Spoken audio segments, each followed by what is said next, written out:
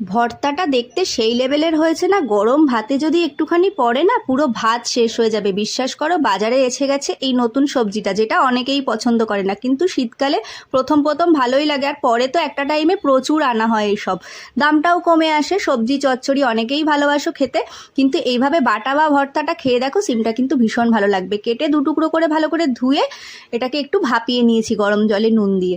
একটু ভাপিয়ে নেওয়ার পর আমি মিক্সির মধ্যে বেটে নিচ্ছি হচ্ছে কয়েকটা রসুন কুচি, কাঁচা লঙ্কা, সিম আর একটু ধনেপাতা কুচি।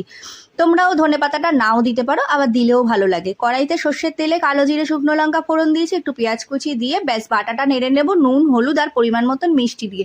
খুব ভালো করে কষাতে হবে, কড়াই থেকে সরলে কিন্তু একদম হবে না।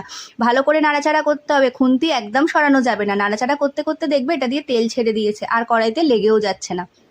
তখনই মনে করবে যখন জিনিসটা একদম কমে এসছে, মানে সবার বানালে একটু বেশি করেই বানিও, বেশি করে সিম আনতে হবে, কারণ এটা সবার ভালো লাগবে, বাড়িতে কিন্তু কম পড়ে যেতে পারে। কে কে সিম বাটা বা ভর্তা ভালোবাসো অতি অবশ্যই জানিও। তোমাদের কেমন লাগলো রেসিপিটা জানিও। টাটা।